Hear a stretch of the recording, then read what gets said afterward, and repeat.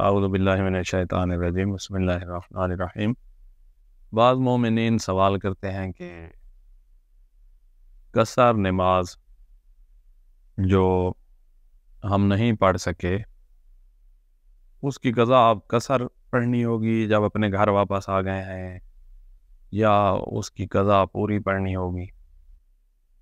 تو اس میں ایک قاعدہ کلیہ اپنے پاس رکھیں کہ جو نماز جس شکل میں فوت ہوئی ہے، جس شکل میں رہ گئی ہے، اس کی قضا بھی اسی شکل میں پڑھی جائے گی۔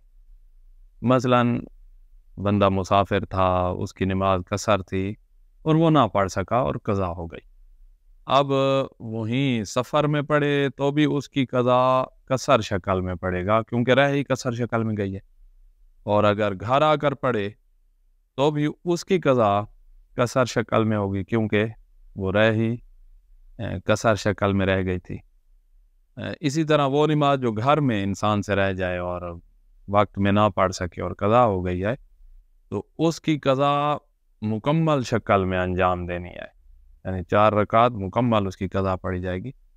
چاہے بندہ اس کی قضا وطن میں اور اپنے گھر میں پڑھ رہا ہو تب بھی 4 رکعت، اور اگر سفر میں ہے جہاں ادا نماز قصر ہے لیکن اس گھر میں رہ جانے والے کی قضا اگر سفر میں کرنا چاہتا ہے تو وہ قضا پوری ہی پڑھنی ہوگی، چاہے بندہ سفر میں ہی کیوں نہ ہو۔ تو خلاصہ یہ کہ جس طرح انسان پہ جتنا قرض ہوتا ہے اتنا ادا کرتا ہے، بالکل قضا نماز بھی ایسی ہی ہے، وہ ایک قرض ہے جو آپ نے ادا کرنا ہے، جس وقت ادا کریں، اس لیے اس کا کوئی وقت معین نہیں ہے، اور جس طرح ادا نماز رہ گئی ہو قصر یا پوری، اس کی قضا بھی اسی طرح پڑھی جائے گی، قصر یا پوری، چاہے بندہ جہاں بھی ہو، وطن میں ہو یا مسافر ہو۔